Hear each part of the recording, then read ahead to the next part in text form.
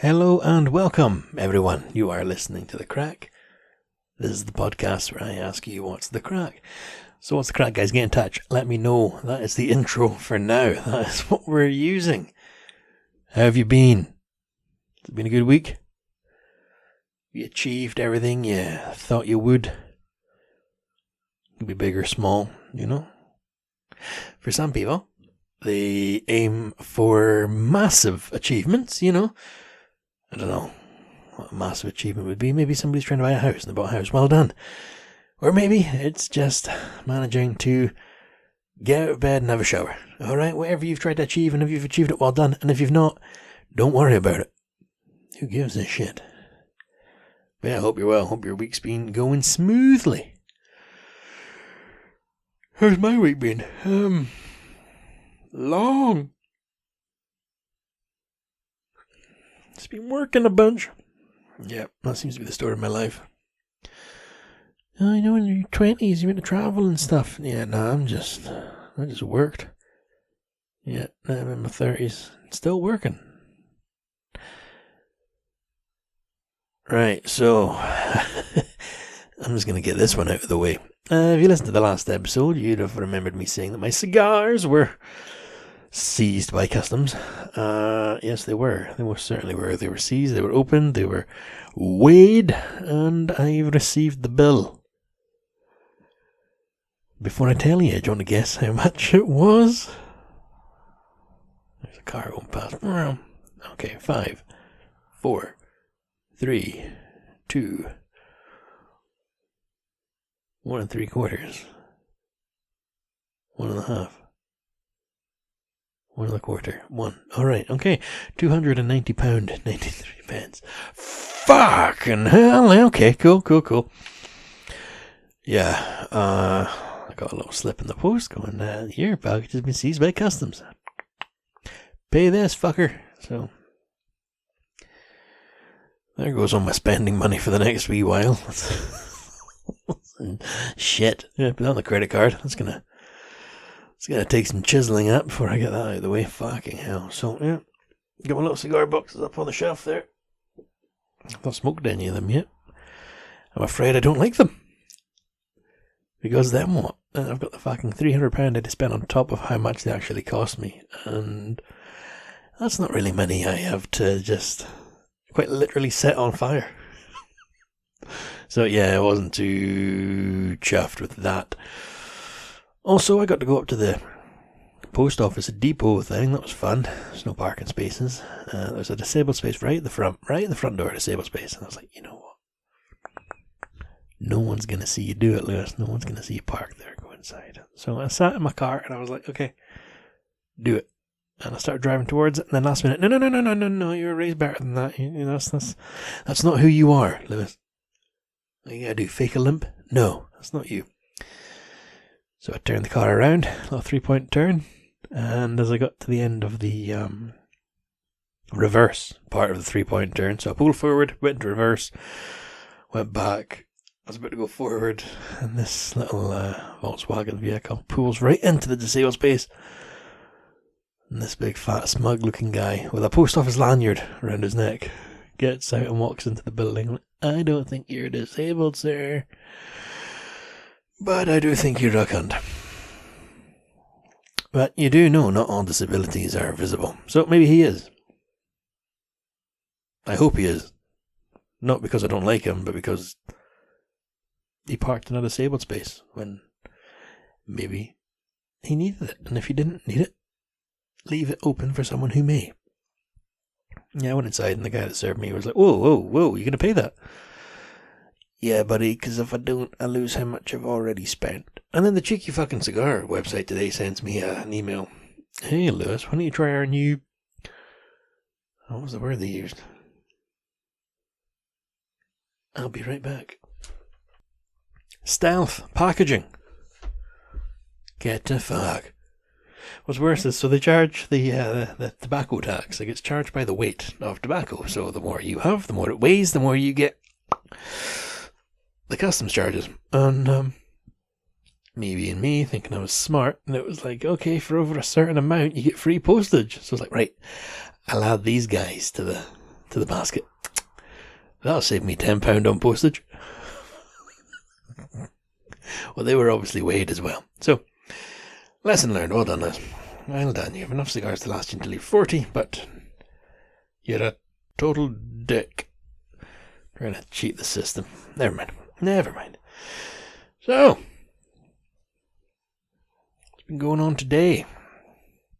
Well, I finished night shift this morning quite early. Now, the other day, Charlotte, young indeed, accidentally, it came out of nowhere, she clipped the curb, went over it with her car tyre, and well, the rest of the car also went over it, but the car tyre was the one that took the brunt as he was punctured. The car tyre is a he, and it's now at the garage.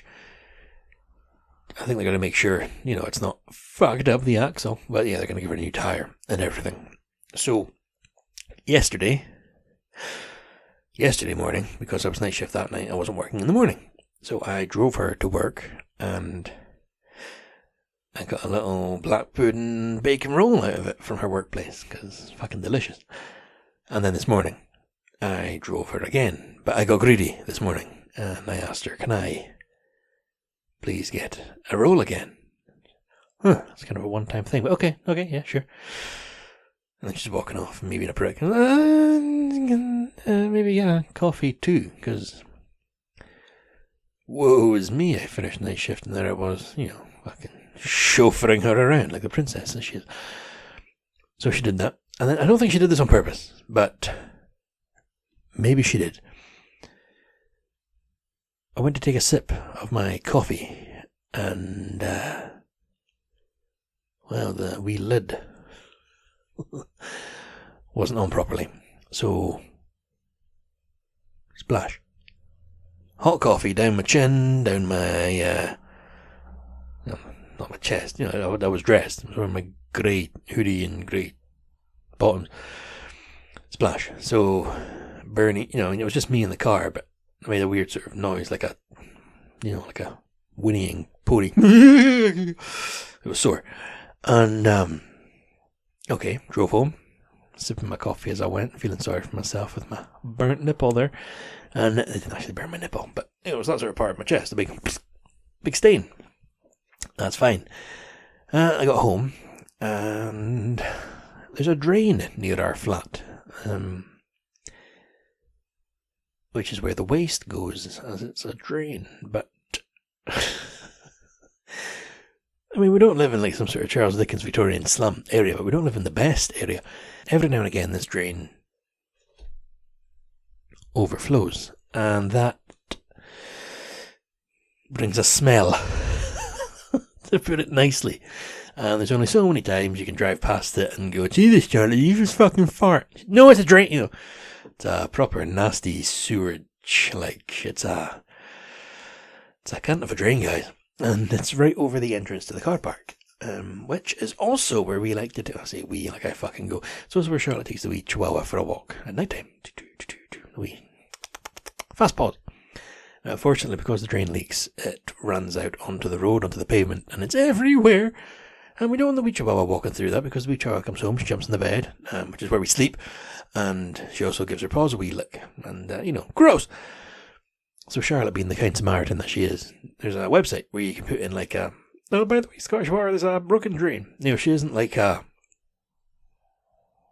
rural community. Like, won't somebody think of the children? It's disgraceful that these taxes don't fix that. She's not like that.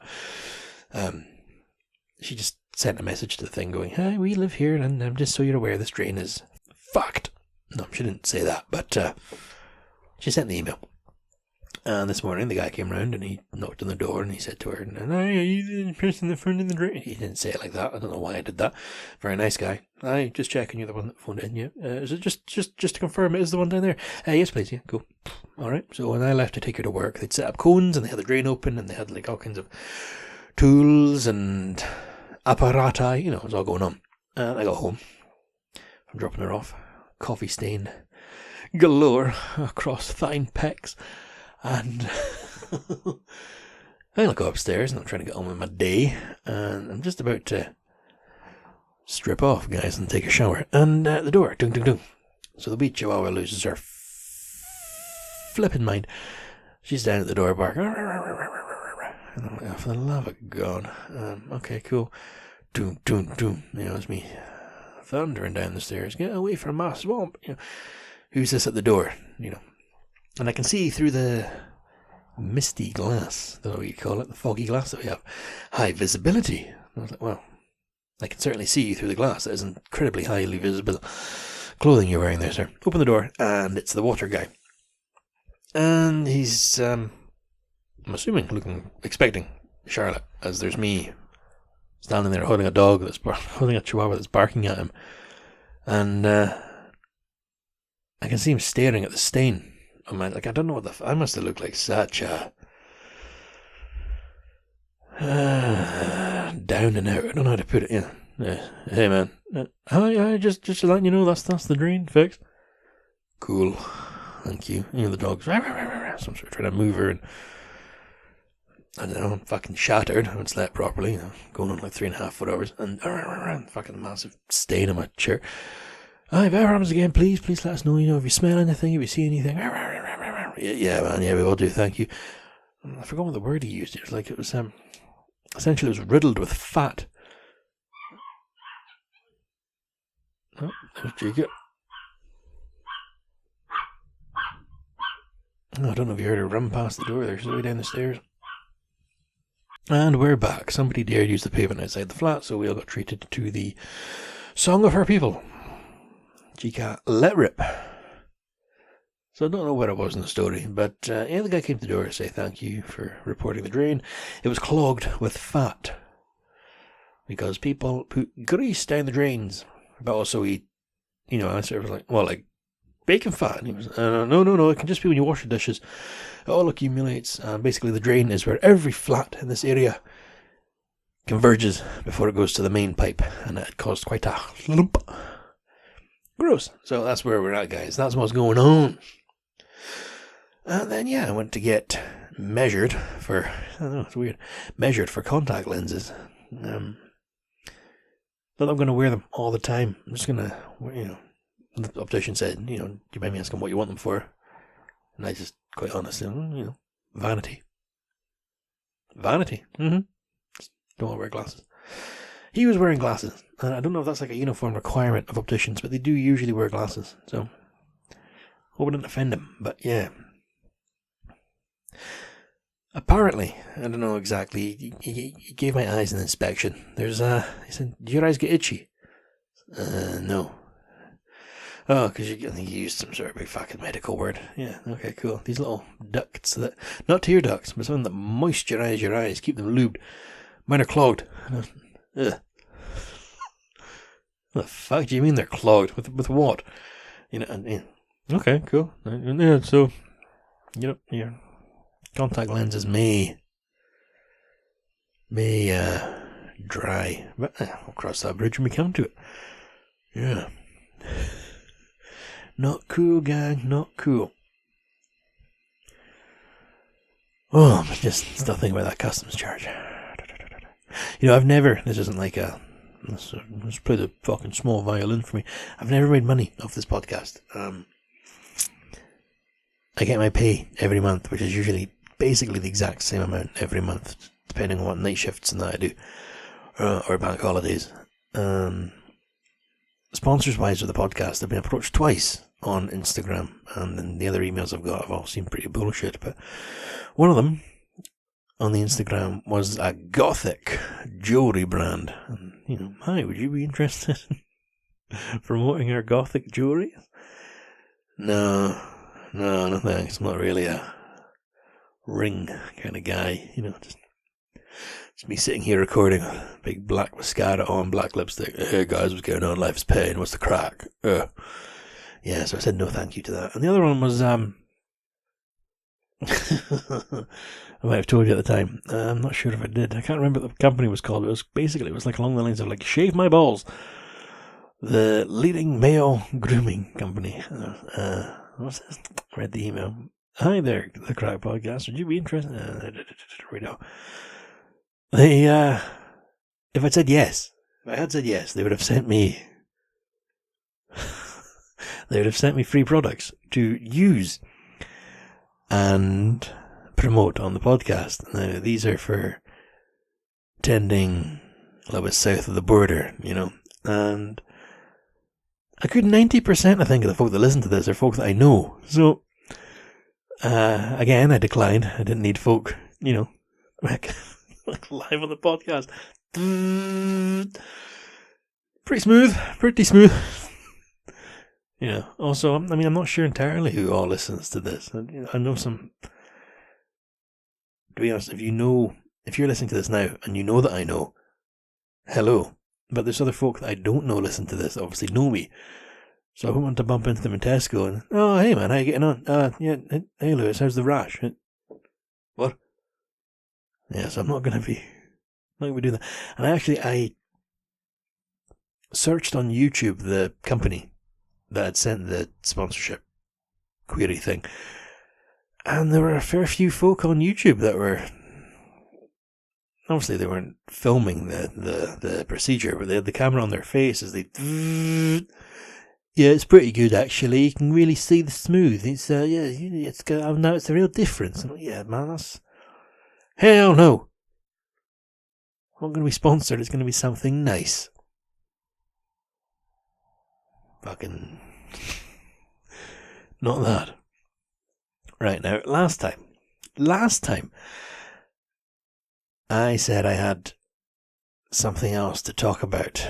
Now, I wrote it down somewhere.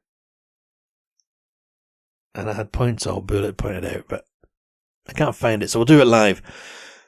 Essentially, my sister had sent me a link on Instagram, because I don't have TikTok. And it was something like childhood in the 90s versus childhood today. And the one today, it was like a guy pretending, Dad, I'm going out. And the dad's, he's like, okay, put your tracker on. Don't go 200 meters from the house. Text me every 15 minutes. Let me know where you are. Oh, be so safe out there. It's a dangerous world. And then boom, it cuts to the 90s. It's the same actor in that, but he's, wearing 90s clothes. Dad, I'm going out. We're going to go into that pedo's house and throw stones at him so he chases us. And then we're going to go and explore the old quarry, or along those lines. And the dad's like, hey, I don't fucking ask for your life story. Get out of here. Along those lines. And my sister was like, oh, it's so true. And I was like, but you're a parent. You're one of these overly stressed. And she's like, yeah, I don't let my kids go, if I can't see them. What? And again, there's folk I know, they have trackers on their kids' phones and stuff like that. And kind of makes sense, but at the same time it doesn't. Because when do you stop that? If you track your kids, do you stop when they're 10 or 12 or 16 or 18? Or do you ever stop? Do you ever let them just off the lead? Run, you wee stray dog. So my sister was like, our childhood wasn't that dangerous. And then I messaged my friend Jamie and I was like, hey man, do you remember what we used to get up to? And this didn't happen a long, long time ago in a galaxy far fucking away. This was, man, 20 years ago. Jesus Christ. But I don't know how much to talk about here. Right, so I grew up with did I ever grow up? Did I ever? Fucking Peter Pan over here. No, where I was raised, it was a wee town in the countryside, and that's where all my friends were. So there was a lot of fucking about in the woods and exploring, and there's no mobile phones back then. There was mobiles, but we didn't have them. Simple as that. You didn't have a phone. If you had a phone, you're a posh prick. One kid I knew had a phone. Yeah. So, we just disappeared. And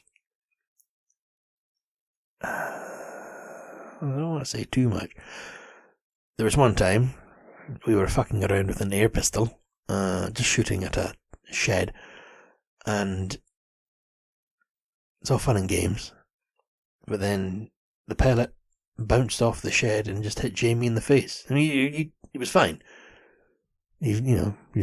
Whoa. No way, man, that's crazy. But that could have been fucking bad.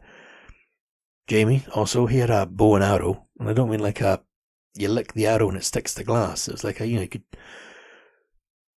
shoot it at a English soldier across the fucking field, a longbow. It was like a proper bow and arrow.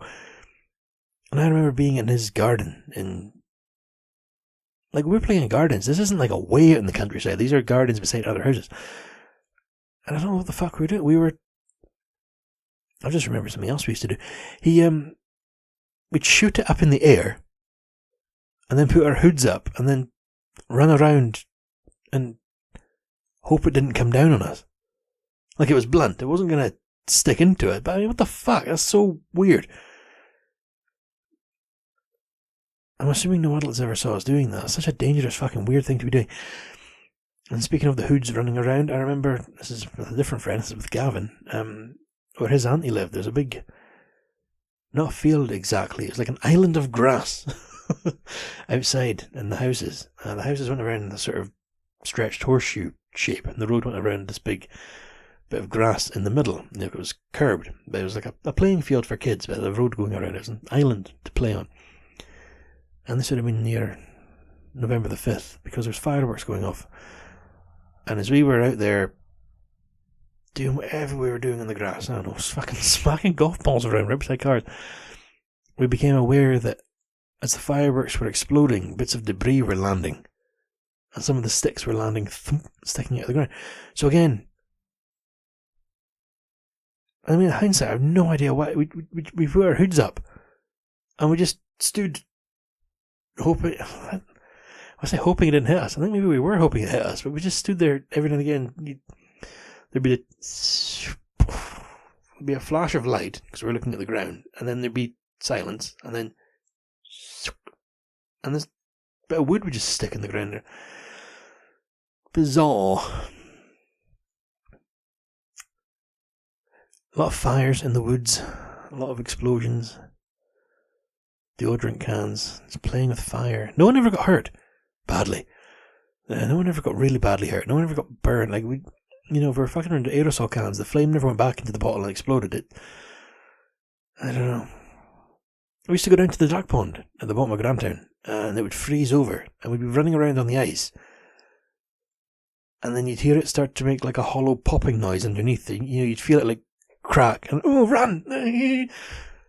That's the hell. And I fell through it once. Oh, snap. It wasn't deep, luckily. There was another guy who one of them, I shan't name names, but Jamie was there. It wasn't Jamie, but if Jamie's listening to this, he'll remember it. We were fucking around on the ice. Don't recommend it. And we just heard a crack, like a snap. It wasn't even like the ice. It was just a proper like somebody had broken a piece of wood. And we turned around and our friend's up to just under his fucking shoulders. And but the look on his face, the fear, the confusion, the sudden, because he just dropped straight through the ice, and luckily it wasn't that deep. So bad. He's just yeah, and then he walked home. We just kept playing. He walked home on his own. Jesus, I can't think of what else we did when we were kids that was dangerous. But at the time, we didn't think about it. We didn't care. I don't know if we were old enough to know better, but we're absolutely too young to care about it. And I don't think kids are getting that. Should they? Yeah, fucking selection of the, natural selection. No, but our parents had no idea where we were. I mean, again, near Grantown, there was like a waterfall in the woods. It wasn't fucking Niagara Falls. It was just, it was like where the stream came down the hill, but it came a bit more of a drop. And it was all rocky, and it was covered in algae and moss, and it was slippy, and, we used to just climb up there. That'd be our day. We would just disappear and climb way out up the way. Nobody knew where we were. And we weren't wearing helmets and life jackets. I was in Converse with jeans on, and Jamie would have been in trackies with a fleece. It wasn't I don't know. Dangerous, but it wasn't at the same time, because we had no concept of danger. There was no danger to it. If you fell, you got back up. Nobody ever got really badly hurt. Which I think nobody got hurt because we didn't try to stay safe. I don't know if that makes sense. Like, if you know you have a safety net, are you more likely to fall? Does that make sense?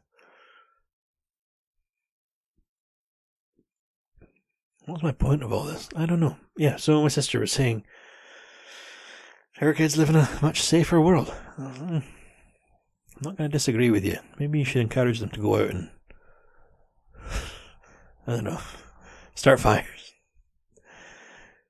Me and my parents never knew what I was up to. Now, we weren't up to terrible shit. You know, we were never fucking killing animals or hurting people or anything. It was just dangerous things.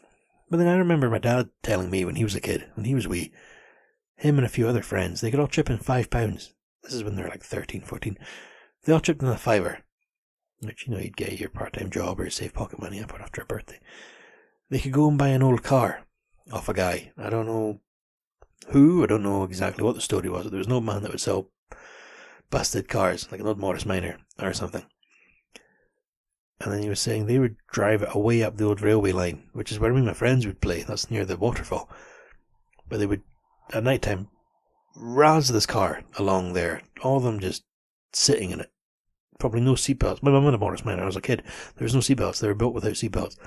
The car that my mum had, the Morris Minor, it was a 3-door, so you had to fold the seats down to get in the back. But there was no button or trigger or hinge. The seat just pulled forward. So if you braked sharply, the seat would throw you forward, and you weren't in a seat. You didn't have seatbelts. So then my dad, when he was like 13, 14, these kids would be flying these cars up and down the old railway line, which the railway line near Grandin goes through. It's been dynamited rock face, so it's like a valley of like straight rock on both sides. Fucking hell, Dad, what did you do that for? I don't know. Wasn't much else to do. So what are you doing? What are you doing that for? And he said, we phone call from Charlotte there. He said when it was done, when they ran out of fuel, they would just set the car on fire and wait for it to explode. And the hell were you doing? Like, if I did that, I'd have fucking gone mad. So maybe kids today are still out there doing dangerous shit, getting up to stuff they shouldn't be up to, but I don't know. Chica, thank you. Right, guys. I think I made my point today. What dangerous shit did you get up to as a kid? Well, no, yeah, we always knew guns were dangerous, but we sort of fucked around with air guns. We never had rifles. We didn't have real guns. No, just, BB guns, fires, just boy shit. Boy stuff. Climbing trees. I think when it says, came close, I remember falling out of a tree but catching back on the way down, but scratched all up from like my hip bone up my belly. Kept playing. I don't know. I remember climbing over the Oates Bay Bridge with Gavin. I think I've still got the scars. And the way I was holding onto, I don't know where I was planning on going. I'd climbed over the edge, which was a big drop. And I was holding on to the far side of the stone of the bridge. So my arms were stretched entirely across with my hands gripping the far side, and I was hanging down over the other edge.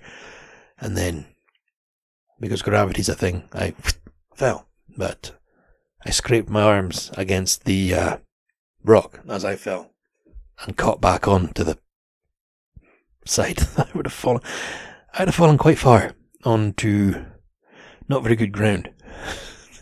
Don't know why we were doing that, but we were. Okay, this is just what we did. But yeah, I've still got scars on my inner left arm.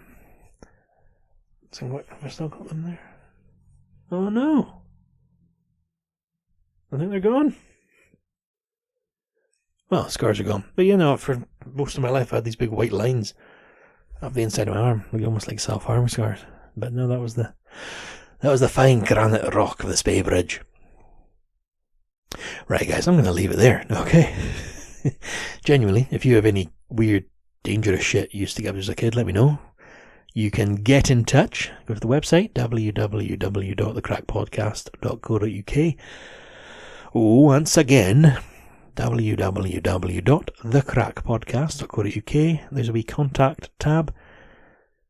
You can give me a fake name if you want. I don't mind. If you used to get dangerous shit, let me know. And if you didn't, let me know. If you have anything you want read out or any thoughts, send them this way. But yeah, that's it for this week, guys. So as always, thank you very much, Blackmill, for the theme tune. Thank you, Cora, for the logo, for your artwork. Both of you, thank you for lending your talents to the podcast. Very much appreciated. And you, dear listener, until next time, as always, take care of yourself. Don't take any shit, alright? Be good to each other. Just be good. I'll talk to you next time, guys. Bye for now.